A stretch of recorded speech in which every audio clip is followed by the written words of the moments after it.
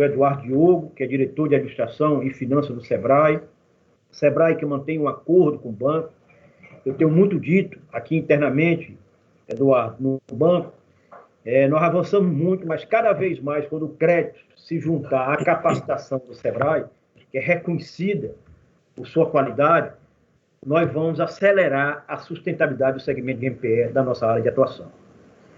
O Eduardo Diogo, ele é advogado e mestre em liderança pela Universidade de Georgetown, autor dos livros Muda Brasil e It Was About Hope, foi consultor do Banco Mundial em Washington, secretário de Planejamento e Gestão Estadual, presidente do CONSAG e da CUNAG. Então, Eduardo, eu passo aí a palavra para você, para que você possa, na visão do SEBRAE, nos apresentar quais são as tendências, os desafios, principalmente como é que o banco pode se incorporar a essa grande, vamos dizer, frente de fortalecimento para as micro e pequenas empresas. Muito bom dia, meu caro Luiz Sérgio, alegria estar aqui com você. Eu quero agradecer aí o convite, saudar e parabenizar o BNB na sua pessoa, tá certo, pela realização desse debate, também nas pessoas do presidente Romildo, tá certo, dos diretores, o Ailton e o Anderson. Realmente é uma alegria grande estar aqui com vocês. Eu quero saudar também de modo bem especial a nossa conselheira do SEBRAE Nacional, certo, a Antônia Talarida, sempre uma referência, sempre trazendo aí dados e informações competentes e liderando aí ações demais relevantes à frente da sempre.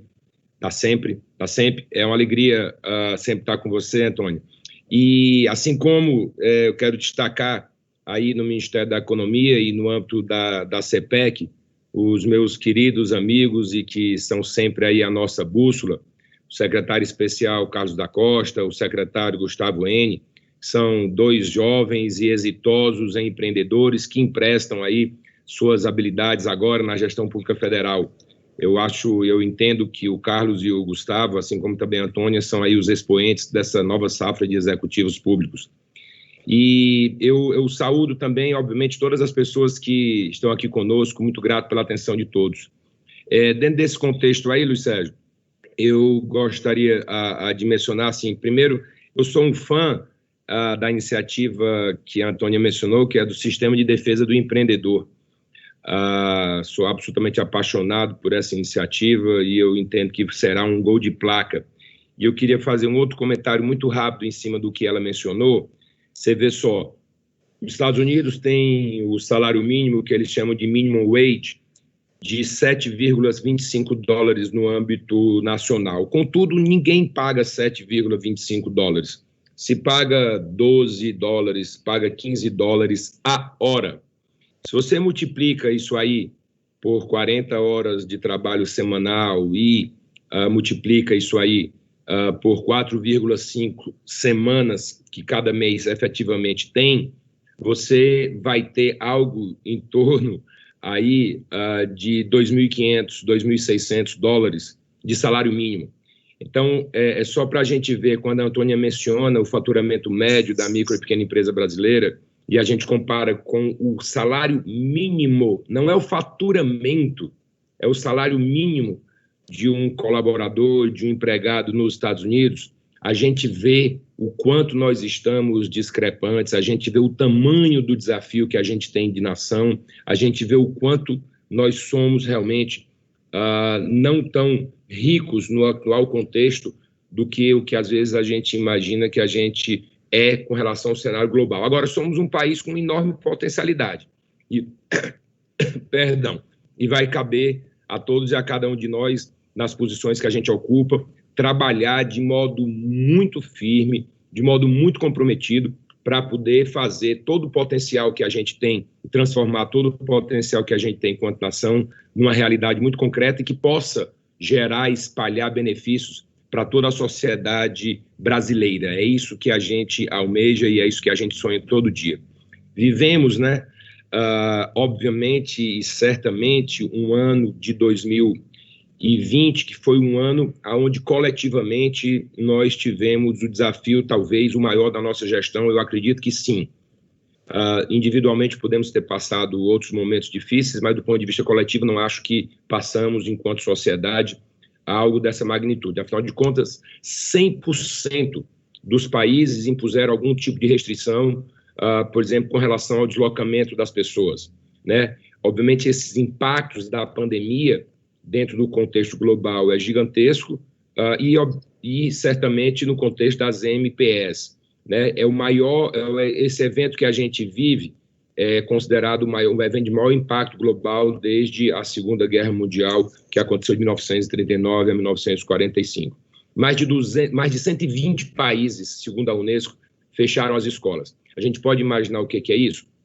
As crianças, a gente sabe que quando as crianças, os adolescentes, os jovens, vão para escolas, não é apenas do ponto de vista do conteúdo que eles adquirem, certo? Que vai ser suprido parcialmente por meio das aulas virtuais. Mas existe, acima de tudo, um convívio social, né? A gente já tem a tendência de ter uma sociedade com mais dificuldade de fazer um convívio social de modo, vamos dizer assim, tão intenso como existia no passado. E aí, esse momento que você pega crianças que estão ali numa fase que esse convívio, essa ida para a escola é importantíssimo do ponto de vista do desenvolvimento da relação humana, e você está tolhindo essas pessoas por razões, não estou discutindo a causa, estou apenas evidenciando as consequências que vai ter também do ponto de vista desse nosso próprio relacionamento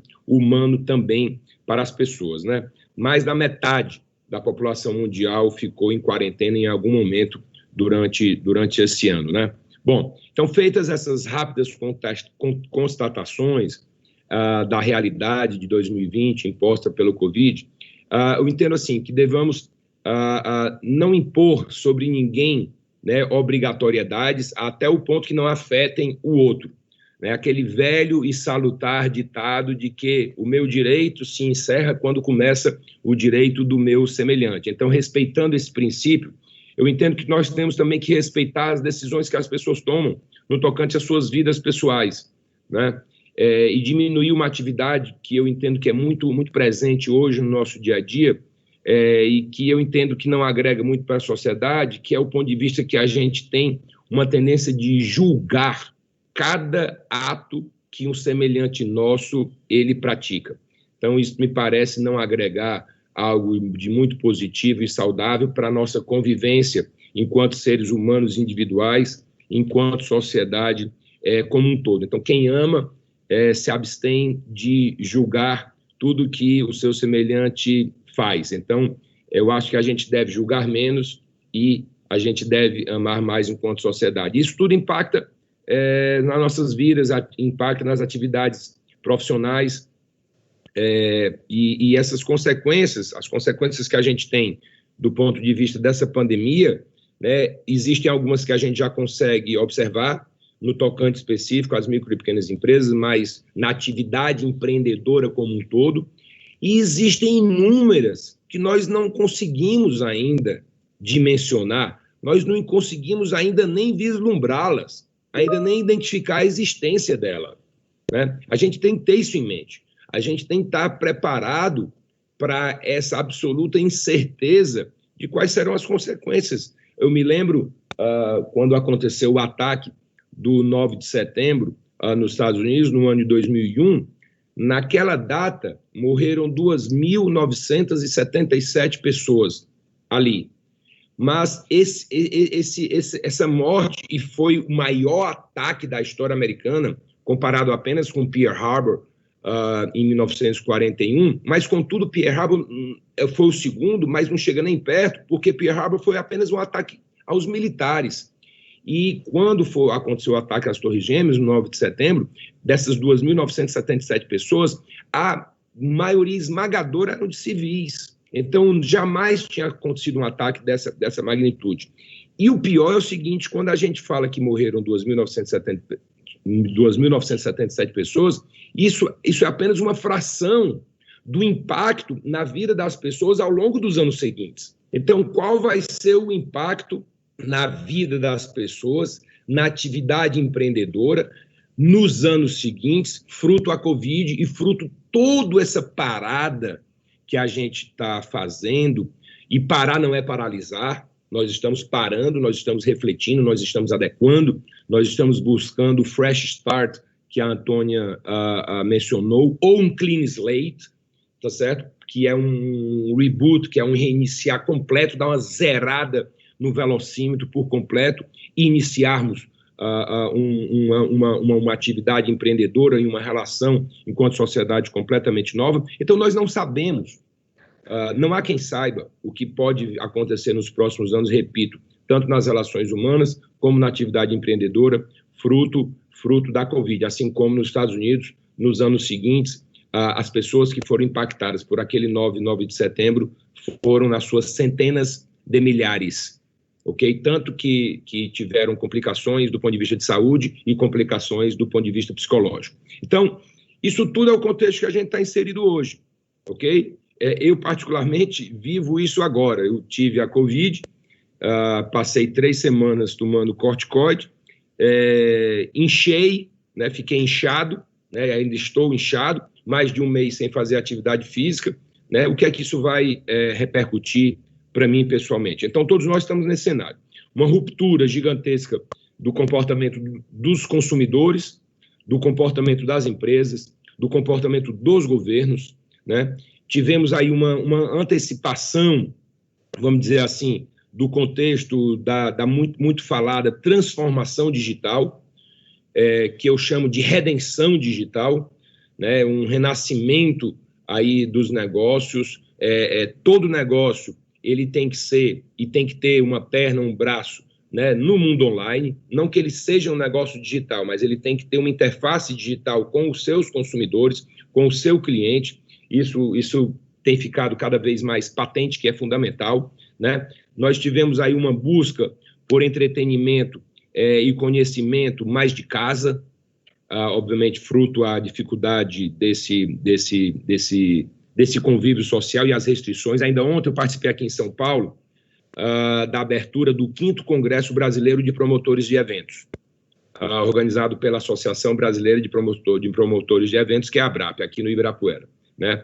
Então, assim, essa turma está tendo um ano extremamente difícil. Você imagina um setor, uma atividade ali dentro da economia criativa, um setor da mais alta relevância e que teve um impacto gigantesco, certamente, obviamente, né? Então, todos lá meio que um pouco chorando e pedindo um auxílio de todos nós. Então, a gente vive também esse momento que a gente tem a oportunidade de se solidarizar, né, e de nos unirmos, né, para poder ajudar todos os nossos irmãos e irmãs nas atividades empreendedoras e principalmente nos setores que estão sofrendo, né? Tivemos um crescimento da importância de bens e serviços essenciais, né, no orçamento familiar. Eu tive também uma experiência pessoal nesse tocante. Eu comprei, reformei, imobiliei um apartamento aqui em São Paulo durante a pandemia, muita coisa escassa.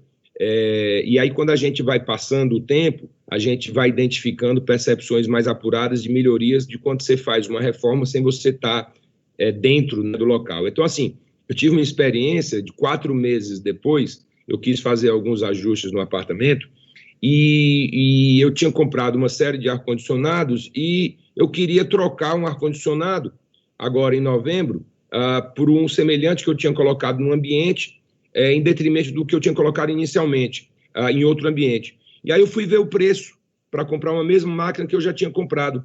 A máquina estava 39,2% a mais em 4 meses, do final de junho, tá certo, para o início de novembro desse ano.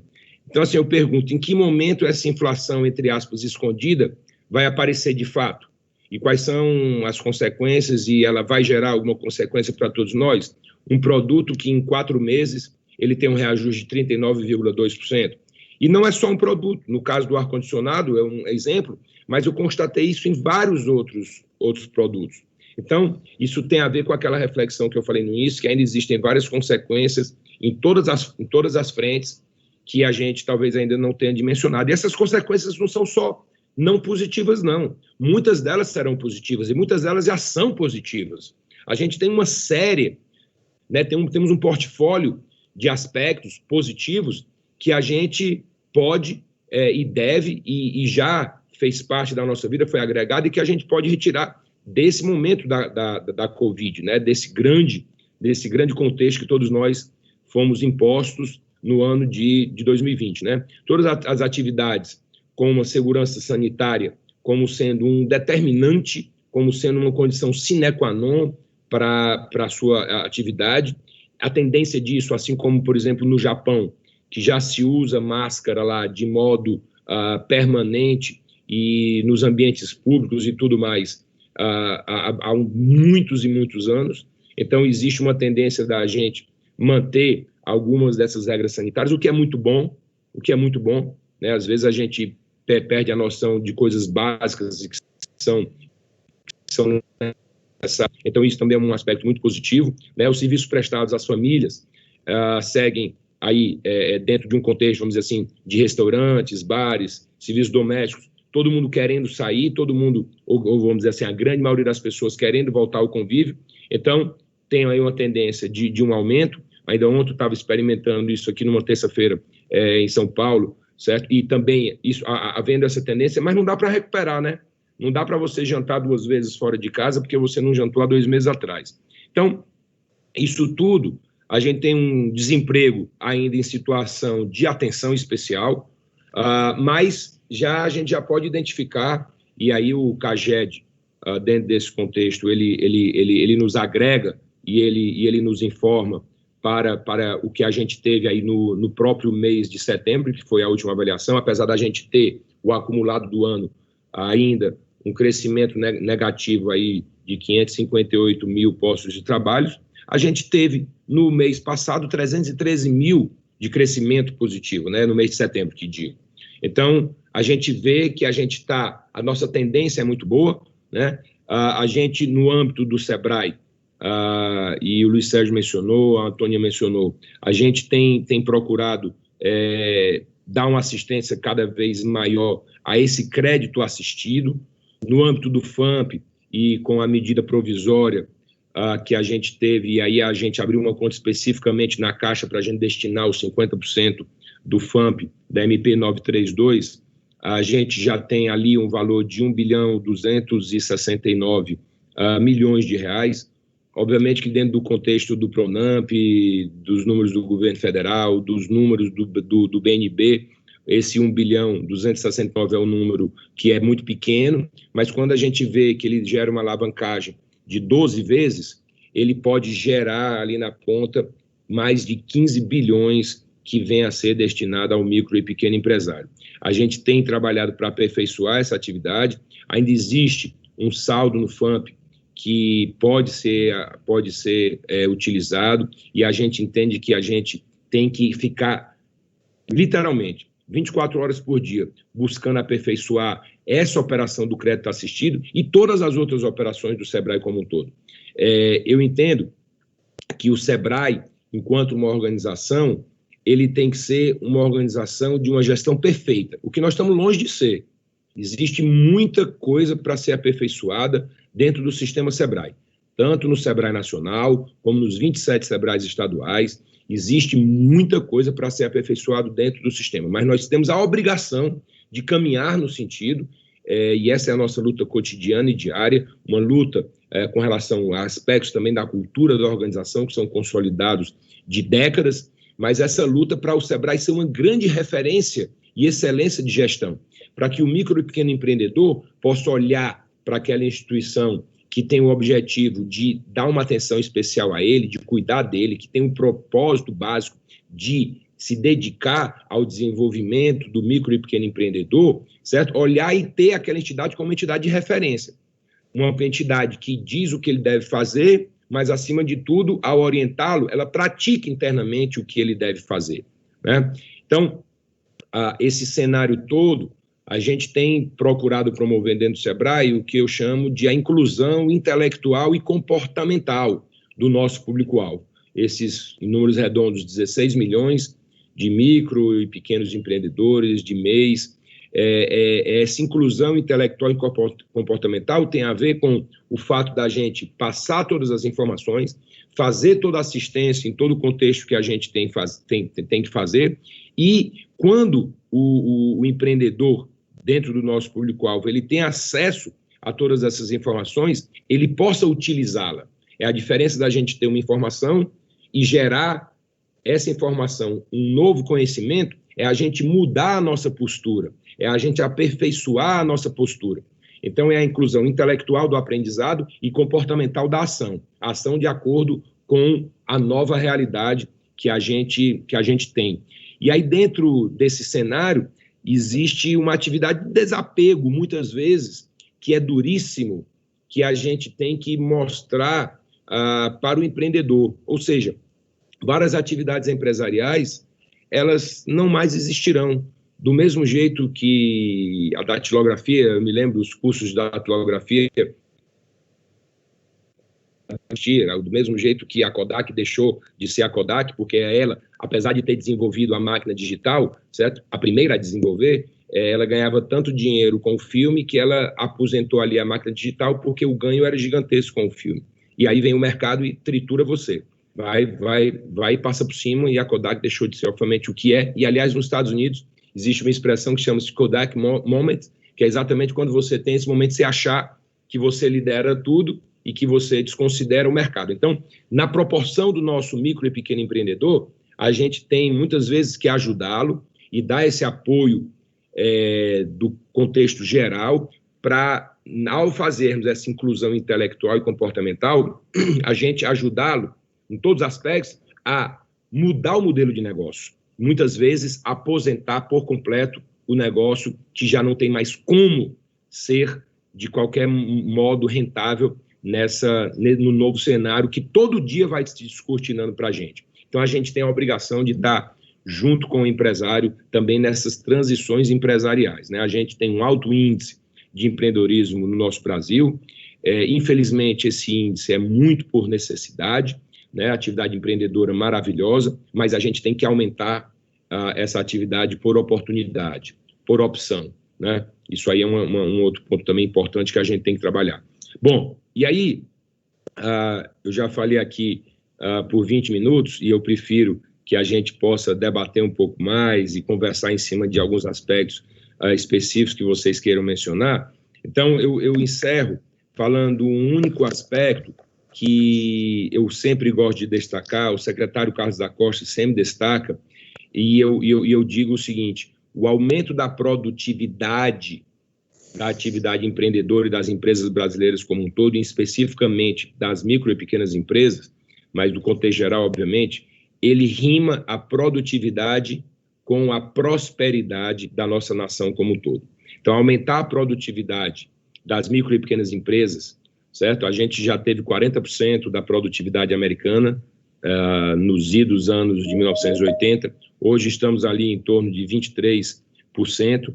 Então, aí a gente identifica mais um fator, como eu falei no início, e agora eu encerro, do nosso desafio para que a gente possa se aproximar um pouco mais da pujança da economia, que é a maior economia do mundo. São 330 milhões de habitantes que existem nos Estados Unidos, para uma população global de 8 bilhões de pessoas, ou próximo de 8 bilhões de pessoas, só que esses 330 respondem por 25%, por um quarto, 25% da economia mundial. Então, como também a gente tem todo o contexto político de formação do Estado muito semelhante, né? Somos uma república, somos uma democracia, temos um sistema presidencialista, assim como os Estados Unidos, e eles são a maior economia do mundo, nós estamos fazendo essa analogia com a nação americana.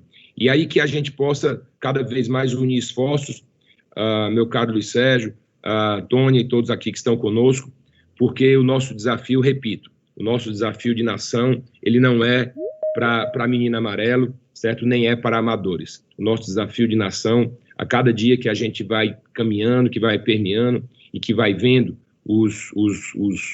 tudo que a gente tem que cuidar, a gente vê que o desafio ele é gigantesco e que merece uma grande união. Ele demanda de todos nós uma grande união. Às vezes eu fico triste quando a gente vê questões que não sejam o interesse do país, preponderando em todo e qualquer que seja a atividade de qualquer pessoa, da mais simples, da mais renomada, que efetivamente tenha a obrigação ali e tenha o mandato popular, certo? Seja por meio da eleição, ou seja por meio de uma atividade de outra, como que a Antônia tem, como que eu tenho, que não somos eleitos, como todos nós aqui no BNB também, que não é eleito, mas que tem um mandato para poder fazer um exercício para além do nosso umbigo, ou seja, para poder ter um servir, né, público. Então, que a gente possa ter cada vez mais no país esse nível de consciência elevado, para que a gente possa entregar para a geração que virá aí e que já está vindo, que está se preparando, um Brasil muito melhor do que o que nós recebemos. Muito grato pela atenção sua, Luiz Sérgio, muito obrigado pela atenção de todos, fico grato pela oportunidade. Eu passaria a palavra para o nosso amigo Eduardo.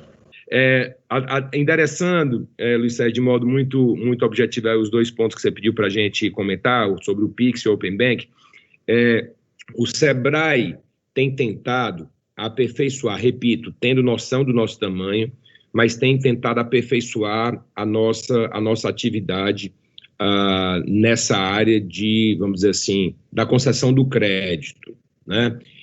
A gente tem, começando pelas questões do PIX, né, para as MPS, né, eu destacaria aí a velocidade, a disponibilidade plena, né, a multiplicidade das opções que tem de uso, a conveniência, informações agregadas ao pagamento, segurança, lógico, e custo, né?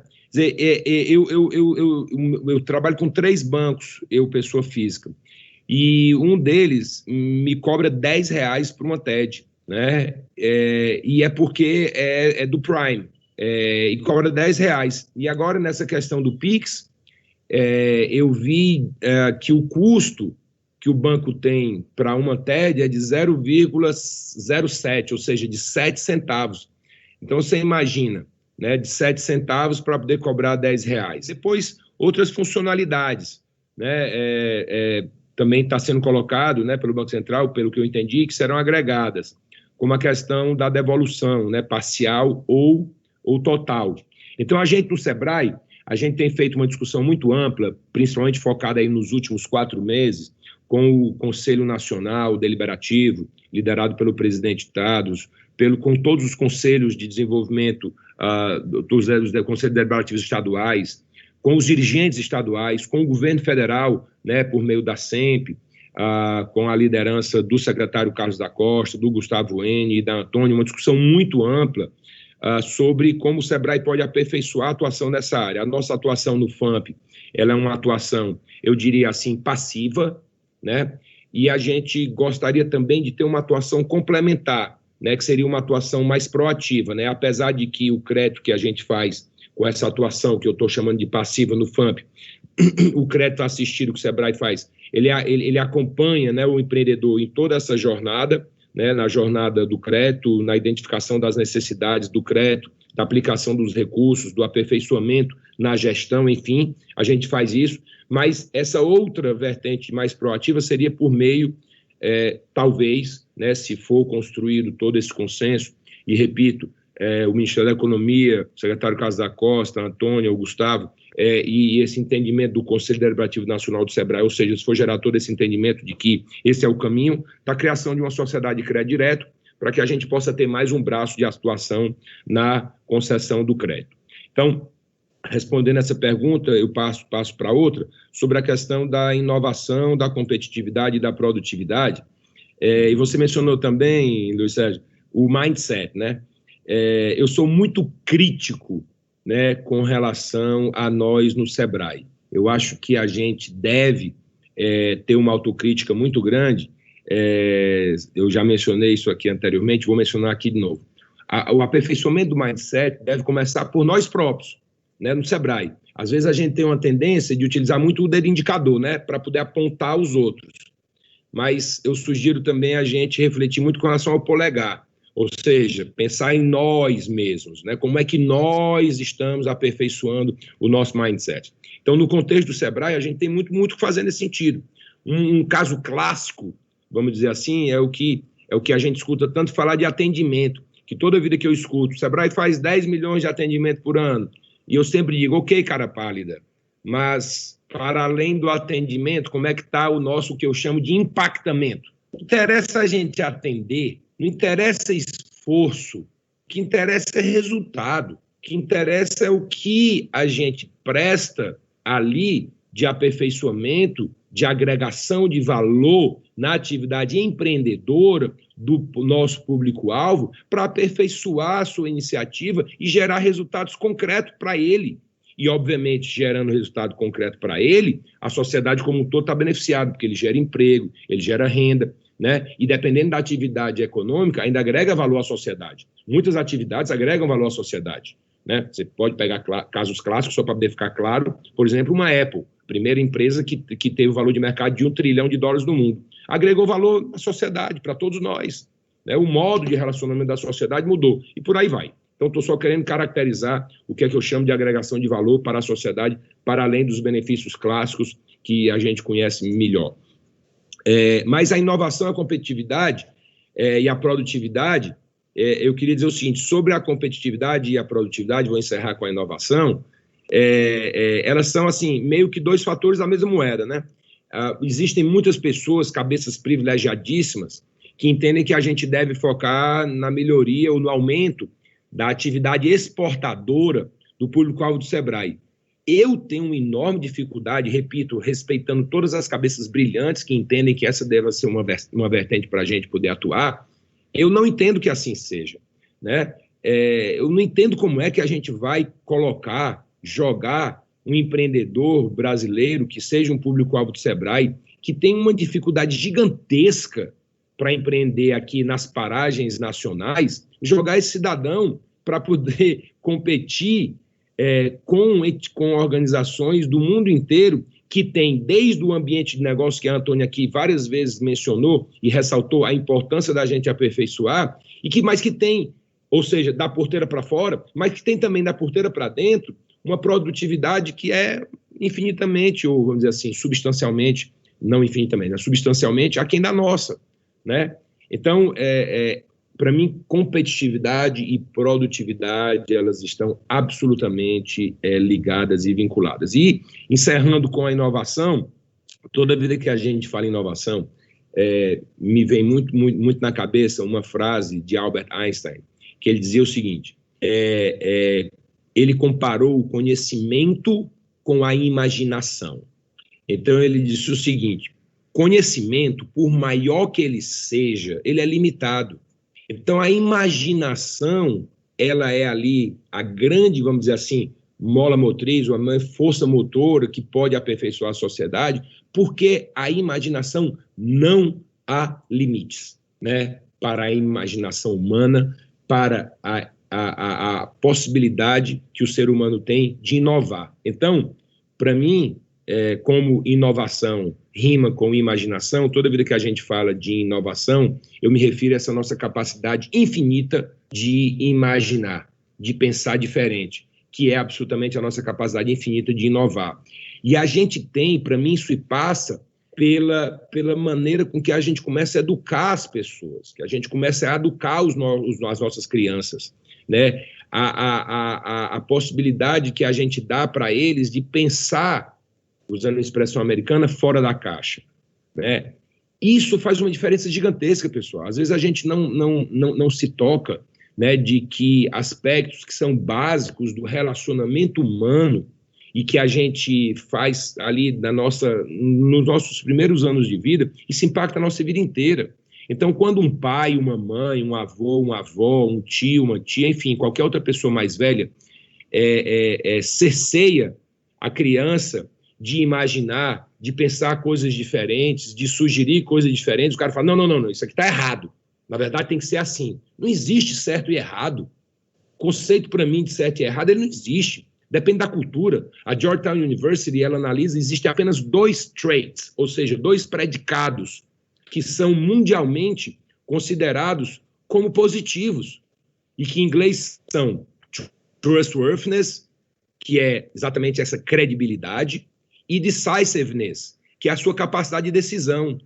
Todos os outros predicados, eles são considerados positivo ou negativo, de acordo com a sociedade, de acordo com a cultura daquele povo, de acordo com a cultura daquela população, daquele estado, daquele país. Então, eu acho que é importante a gente disseminar essas percepções para a gente ver que práticas consideradas básicas e curriculares, entre aspas, do nosso dia a dia, como, por exemplo, repito, de tolir uma criança, tá certo? Dizendo que é errado determinadas coisas que ela menciona, isso impacta em tudo nas nossas vidas. Impacta naquele desafio de nação que eu falei um pouco mais para trás. Impacta também, obviamente, na inovação e na possibilidade de criar uma atividade empreendedora cada vez mais inovativa, tirando o melhor da engenhosidade humana. Muito obrigado, meu caro Luiz Sérgio, muito obrigado a todos. Muito obrigado, Eduardo.